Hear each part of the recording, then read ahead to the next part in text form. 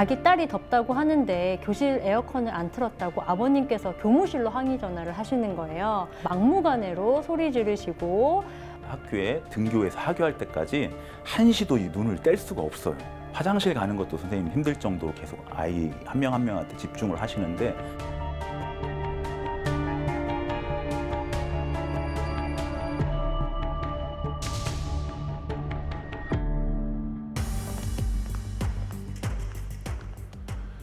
지난 7월 18일 서희초 교사 사망 이후 나도 교권 침해 피해자라는 선생님들의 성토가 끊이지 않고 있습니다. 이후 우리 지역에서는 교육부 5급 사무관이 자신의 자녀가 왕의 DNA를 가졌다며 교사에게 자녀에 대한 특별 대우를 요청하는 웃지 못할 교권 침해 사건까지 화제가 됐죠. 교권 침해가 일상이 돼버린 교육 현장에서 우리 지역 교사들은 어떤 어려움을 겪고 있는지 이럴수 이슈에서 이야기를 들어봤습니다. 지난달 발생한 서울 서희초 교사 사망 사건. 이 사건은 우리 사회의 교권 침해에 경종을 울렸는데요. 과연 우리 지역 교사들은 어떤 상황일까요? 실제 선거하는 것처럼 후보자 간에 토론도 시키고 그 공약 발표도 하고 이제 선거를 했는데 학부모님이 막 엄청 화가 나셔서 교무실 문을 확 열치더니 땡땡땡 선생님 어디 있어 하면서 막 이렇게 소리를 지르시면서 들어오셨더래요. 우리 애가 작년까지는 계속 반장이 되었는데 이런 과정을 거쳐서 반장 선거에 떨어졌다.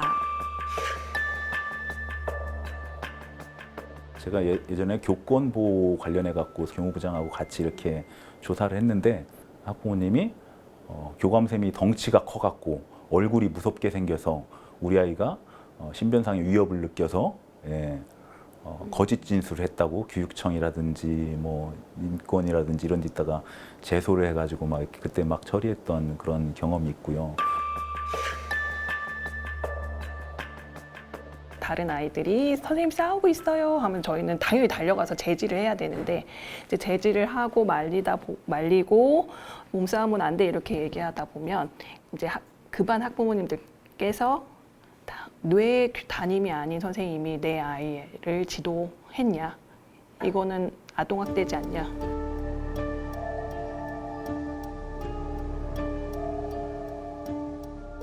최근 교원단체에서 긴급 실시한 설문조사에 따르면 대전 교원 중 79.6%, 세종시 교원 중 94.5%가 교권 침해를 경험했고 충청남도 교원 중 99%는 악성 민원을 직간접적으로 경험했다고 밝혔습니다.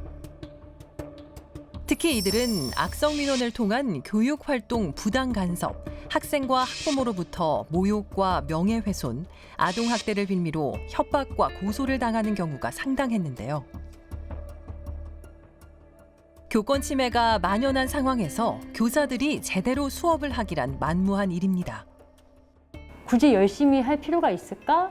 내가 괜히 뭐 열심히 해보겠다고 이 아이한테 얘기했다가 이게 오해를 사면 나도 똑같은 처지가 될 텐데 내가 과연 저걸 감당할 수 있을까? 하면서 당연히 아이들을 생활지도를 하거나 학습지도를 할 때 주저하게 되고 소극적이게 되겠죠.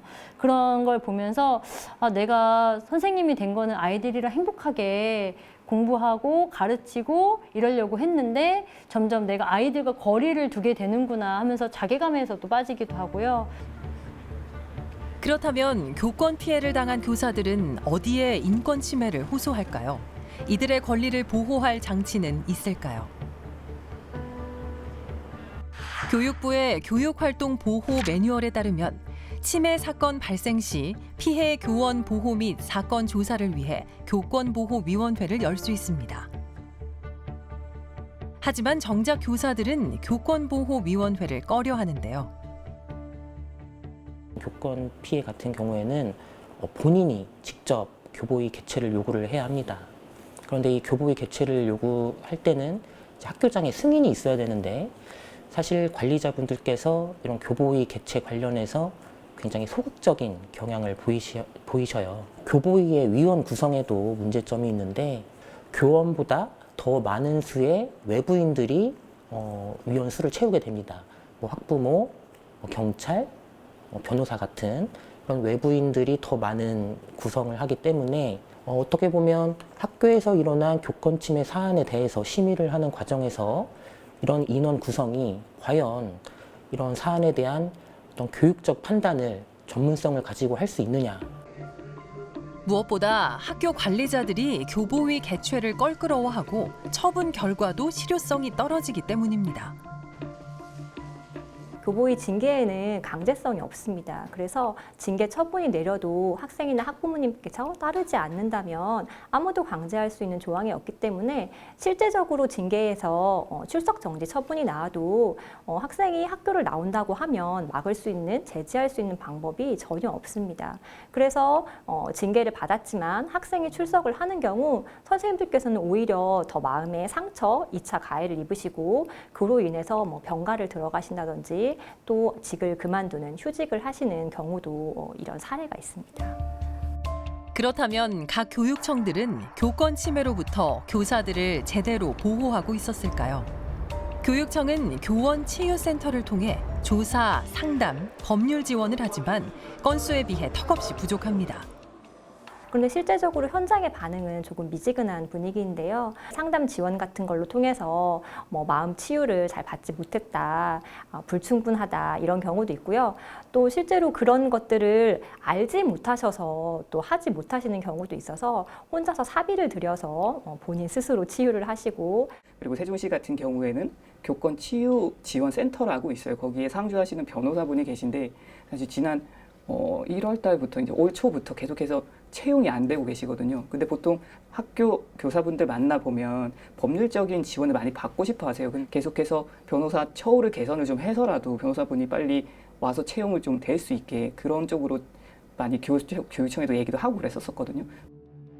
제대로 된 조치와 보호가 없어서 모든 상황을 혼자 감내하다 결국 학교를 떠나는 현실. 제작진은 교권 침해를 당하고도 학교를 떠날 수밖에 없었던 한 교사를 만났습니다.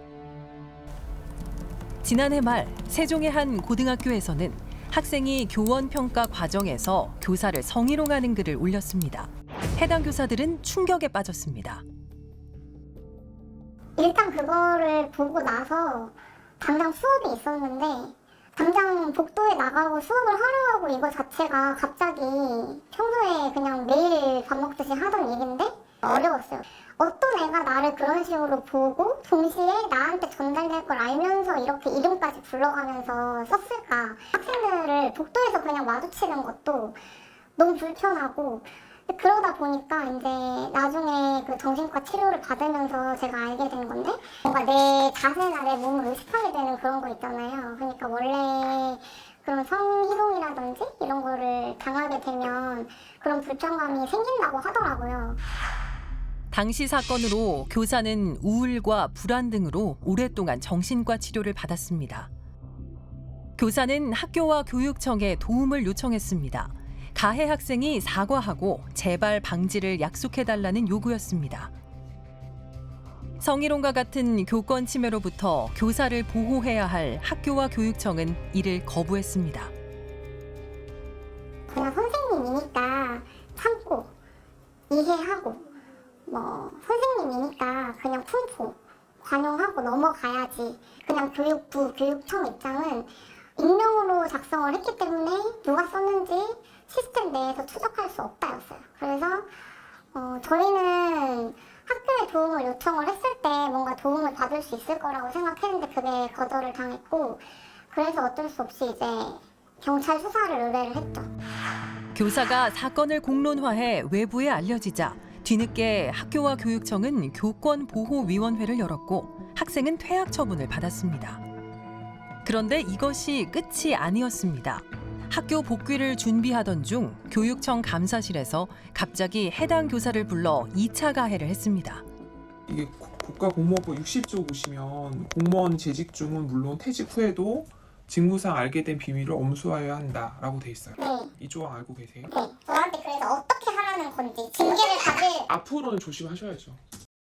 선생님 조심하시라고 그 가해자 아버지가 주시하고 계시다고. 그리고 감사실에서 이런 말도 했어요. 사실 선생님 때문에 교육청 장학사들이랑 학교 관리자들 고생 많이 하셨다고. 그래서 제가 어떻게 해서 그게 저 때문이냐, 저는 고생 안 했냐라고 하니까 선생님께 공론화 하시고 사실 학교 이름이 여기저기 오르내리고 교육청도 여기저기 언론에 뭐 전화도 많이 받고 해서 다들 힘드셨다. 피해 교사를 보호해야 할 교육청이 오히려 입막음을 시도한 겁니다. 결국 교사는 교육청의 2차 가해와 트라우마로 인해 교직을 떠나고 말았습니다. 지금 그것도 그렇고 다른 사람이 지금 터진 게 좀 많아가지고 네네. 하시느라고 지금 연결이 좀 어려우신 것 같아요. 티 안 내고 애들한테는 좋은 걸 줘야지, 좋은 수업을 해야지 이렇게 생각하면서 버텨왔는데 이제 한계가 있는 거죠. 교육청에서 그렇게 갑질을 했는데 제가 2학기에 복직을 한들 학교에서 애들한테 칭찬 에너지 사명감 가지고 줄 수 있을까요? 근데 그거 아니면 굳이 학교에서 일할 필요 없거든요. 학생들 때문에 일하는 거지. 지난 8월 5일 교권 침해 현실에 분개한 교사들이 거리로 나왔습니다. 이들은 정부와 교육부에 교권 보호를 위한 법 제도 마련을 촉구했습니다. 이 중에서도 교권 침해의 핵심으로 지적된 사안은 아동학대 처벌법인데요. 최근 5년간 교사가 아동학대 혐의로 고소 고발돼 조사받은 사례는 총 1,252건. 이 중 절반 이상이 무혐의 종결이나 불기소로 끝났습니다. 사실상 고소 고발이 남발되고 있는 겁니다. 교사들이 이 정서적 학대로 아동학대로 신고를 당하는 일이 비일비재한데요. 교사들의 어떤 눈빛, 표정, 말투, 손짓 하나하나도 이 아동학대의 정서적 학대로 신고를 당할까 봐 선생님들이 염려해서 학교 현장에서 수업 시간에 정당한 생활지도 및 제재를 할 수 없게 됐습니다. 학부모님이 민원으로 내 자녀가 아동학대가 아닙니까? 아동학대 의심이 듭니다. 라고 학교에 이야기를 하면 학교의 장 또는 종사자는 어쩔 수 없이 아동학대로 신고를 수사기관에, 경찰에 할 수밖에 없는 현실이거든요. 교사의 정당한 생활지도가 아동학대로 신고되면 교사는 항변도 하지 못하고 기소돼 고초를 겪습니다. 예, 일단 불안하죠. 그리고 변호사 선임해야 되겠죠. 그리고 경찰 조사 받아야 돼요. 그리고 아동학대법은 경찰 단계에서 종결이 안 돼요. 다 기소해갖고 다 검찰 단계까지 하고 나중에 혐의 없음이 나올 때까지 여러 단계 가가지고 그 선생님들은 변호사도 선임을 해야 되고 그리고 이제 그거 관련돼 갖고 전화는 얼마나 많이 받겠어요. 상담을 얼마나 많이 해야 되겠어요. 그러면 그 담임 선생님이 우리 학급에서 가르치는 아이들이 눈에 들어오겠습니까? 그 선생님은 한번 그런 걸 겪으면 절대로 적극적으로 지도하지 않으세요. 교육 전문가들도 현재 아동학대 처벌법 규정은 교육이 필요한 학교 현장에서는 맞지 않다고 말합니다.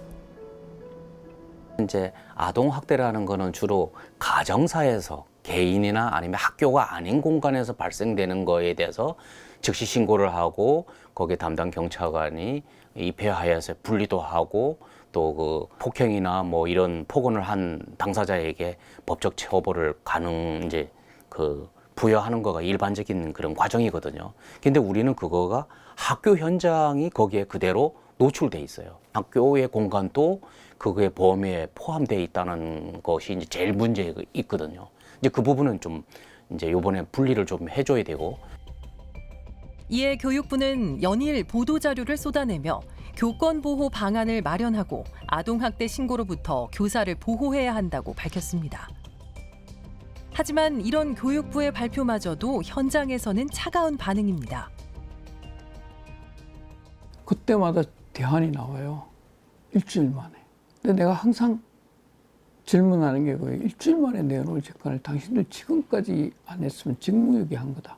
현실과 현장에 기반한 해결책을 내놓아야 되는데 탁상에서 빨리빨리 언론에 주목받는 대안들을 내놓는 관료사회의 분위기, 문화 이거 아닐까요? 지금 교권 침해는 어제 오늘 일이 분명히 아니었단 말이에요. 그리고 이게 점점 증가한다는 것은 현장 선생님뿐만이 아니고 분명히 교육부도 교육청도 알고 있었을 거예요. 근데 저희가 느끼기에 이런 것들에 대해서 계속 요구를 했어도 손 놓고 있었다. 거기에 대해서 그렇게 관심을 갖고 있지 않았다라고 저희는 분명히 느껴요. 그동안 우리 사회는 교사들의 현실에 무관심한 채 공교육의 역할을 잊고 교육을 일종의 서비스로만 인식해왔습니다. 이런 우리 사회의 만연한 인식도 개선돼야 합니다. 입시가 너무 중요하다 보니까 교육은 곧 입시다 이렇게 생각하는 경향이 너무 만연하고 또 마치 학교가 학원인 것처럼 이렇게 막 입시 상품을 판매하는 곳, 교육이 서비스 상품화가 된 거예요. 그러다 보니까 학생이랑 학부모는 교육 수요자, 또 선생님은 교육 서비스를 공급하는 사람, 이렇게 역할이 매겨지면서 뭔가 내가 원하는 서비스가 나올 때까지 계속해서 민원을 제기한다거나, 마치 시장에서 상품을 샀는데 이게 마음에 안 들면 환불이나 교체를 요구하는 것처럼 선생님도 마치 대체 가능한 상품인 양 뭔가 마음에 안 든다 싶으면 너무 쉽게 담임 교체를 요구한다거나 이런 현상이 벌어지고 있거든요. 계약하는 게 정말 너무 두렵다 이런 분들도 계시고, 정말 이번 사건 통해서 선생님들이 약간 이게 정말 골든타임이라고 생각을 해요. 이제 이 이상 우리에게 뭔가 가르칠 수 있는 환경을 주지 않으면 정말 공교육이 완전히 무너질 것 같다는 그런 공감대가 사실 형성되어 있어요. 서희초 사건 한 달 후 교육부 앞은 여전히 교권 침해 교사의 사망을 추모하는 물결이 끊이지 않고 있습니다. 사실 그냥 평범한 그냥 학교에서 선생님들이 일상처럼 겪으시는 일들이 많거든요. 그러다 보니까 제 일처럼 되게 속상한 것도 많았고, 다른 선생님들도 그 부분 때문에 이제 공감을 하시고 많이 분노하시고 슬퍼하시고. 초등학교 교사의 안타까운 사망과 연이은 교권 침해 사건들. 이제는 교사들이 가르치는 일에 더 이상 의미를 잃지 않도록 근본적인 제도 개선과 보호 방안이 마련돼야 할 겁니다. 지난 7월부터 폭염 속이지만 전국의 교사 3만 명이 주말마다 자발적으로 모여 수업 및 생활지도권 보장, 공교육의 정상화 등을 외치고 있는데요. 교사는 학교라는 공간 안에서 학생이 한 사회의 성숙한 시민으로 자랄 수 있도록 교육 활동을 하는 주체입니다. 우리 사회의 근간인 교육이 무너지지 않도록 학습권과 교육권이 보장되는 사회적 논의가 이루어져야 할 것입니다.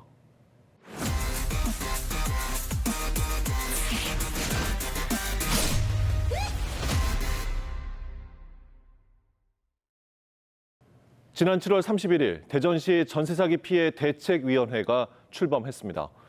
계속해서 늘어나는 전세 사기로 이 피해자들은 매일 고통 속에서 지내고 있는데요. 전세 사기로 살 길이 막막해진 한 피해자를 현지인에서 만나봤습니다. 계약이 만료되는 2023년 4월 보증금을 돌려받으려고 임대인에게 전화를 했는데 연락이 두절돼서 부동산 등기부 등본을 확인해 보니까 그 해당 건물이 이제 경매로 넘어간 상태였고, 전세 사기라는 걸 인지하게 돼서 임대인이랑 부동산을 이제 형사 고소한 상황이고, 법원에다가 보증금 이제 지급 명령 등을 이제 신청한 상태입니다. 저는 대전시 전세 사기 대책위원회 위원장을 맡고 있는 정창식입니다.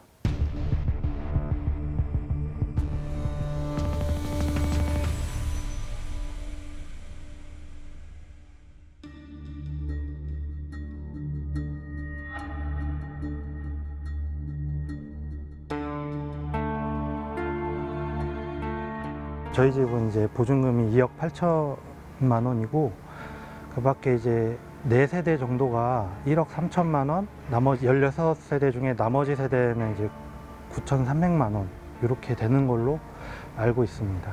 만약에 이제 경매가 시작돼서 단번에 낙찰이 되게 되면은 저희는 바로 이제 쫓겨나게 되는 그런 상황입니다.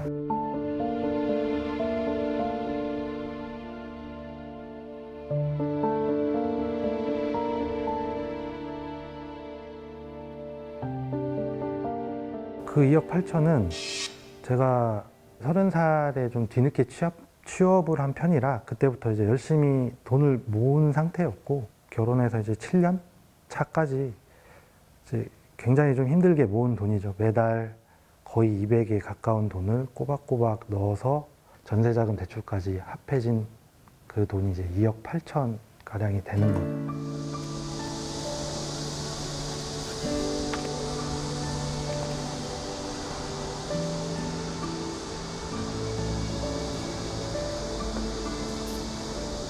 아파트나 이런 빌라 같은데 비가 이제 많이 내리고 그러면은 콘크리트랑 이제 창틀이 만난 그 사이에 틈이 생겨서 비가 많이 오면 글로 빗물이 유입이 돼 갖고 집 내부로 이제 빗물이 이제 누수가 되는 거죠. 줄을 내리고 내려가서 이제 실리콘 보수 작업을 해주는 거예요. 오래 했어도 무서운 건 사실이고 근데 막상 줄을 타고 내가 시공하는 층에 도다르게 되면은 이렇게 뭐 무섭다거나 그런 생각은 없고 빨리 마무리 짓고 내려가서 쉬자 이런 생각이 제일 커서 저희 와이프도 그렇고 저도 그렇고 심리적으로도 이제 여태까지 모은 걸 다 거의 잃어버리게 된 상황이라서 거의 일이 손에 안 잡히더라고요. 근데 어쨌든 지금 이제 빚을 어쩔 수 없이 지게 된 상황이라 이걸 갚기 위해서라도 일단은 생계도 해야 되고 해서 이 악물고 이제 하고 있죠. 어쨌든.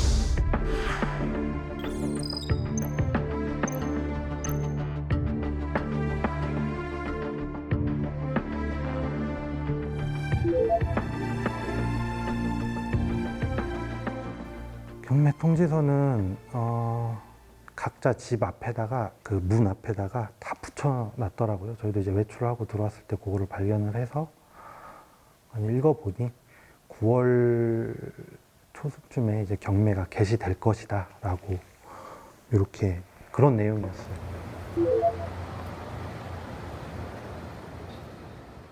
갑자기 임대인한테 전화가 온 거예요. 와이프한테 전화가 와서 돈을 지금은 당장 줄 수는 없다. 근데 계약 기간이 만료된 상태인데 다 돌려줄 수는 없고 최대한 마련을 해서 일부라도 돌려주겠다. 그런 상황에서 이제 그러면 앞으로 계속 전화를 할 테니 전화를 받지 않으면은 당신을 고소하겠다.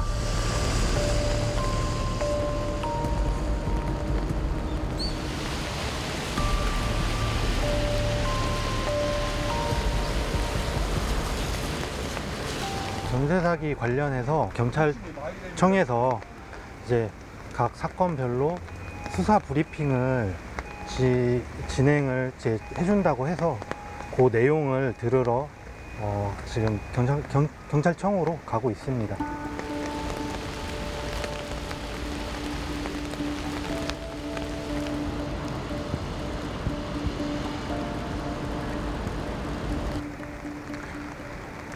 지금 면담을 하고 이제 나왔는데 피해자이자 참석자들 모두가 내가 갖고 있는 케이스는 어떻게 진행되고 있는지 이게 이제 궁금함이 가장 컸을 텐데 이런 부분에 대해서는 이제 따로 준비가 된 건 없었고 그러니까 가장 큰 골자는 이제 대전에서 기하급수적으로 늘어나고 있는 이 전세 사기 피해에 대해서 인지를 했고 앞으로 요거에 대해서 좀 집중적으로 발빠르게 대처하고 수사를 하겠다 이런 내용이었습니다.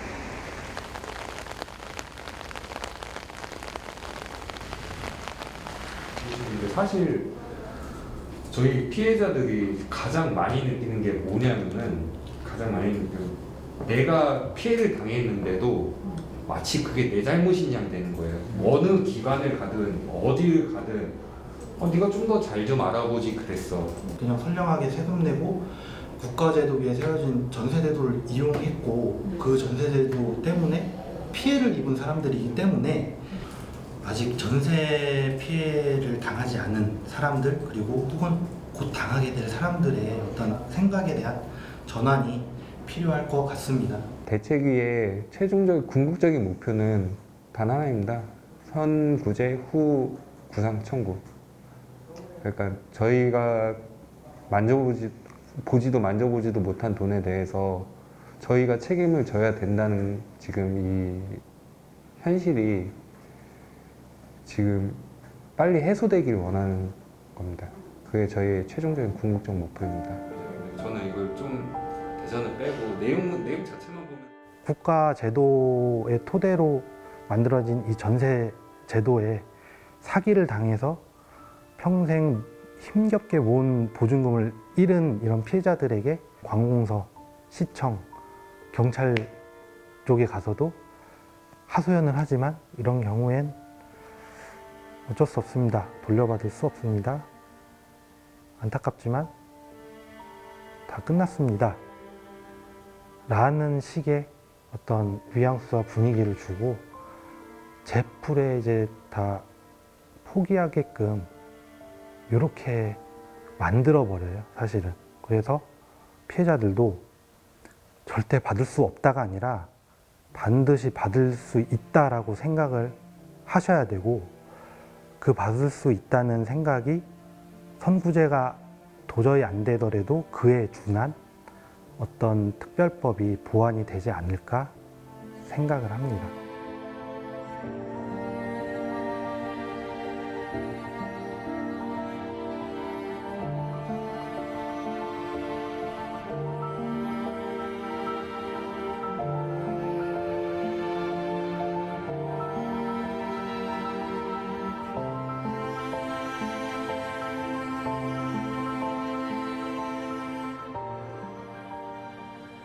전세 사기 피해자들은 6월부터 시행된 전세 사기 특별법과 국토부의 지원 방안은 실효성이 없다고 지적합니다. 특히 많은 2030 사회초년생을 절망에 빠뜨리고 있는 전세 사기. 정부의 실효성 있는 대책 보완, 지자체의 적극적인 지원과 대응, 그리고 경찰의 조속한 수사를 촉구합니다.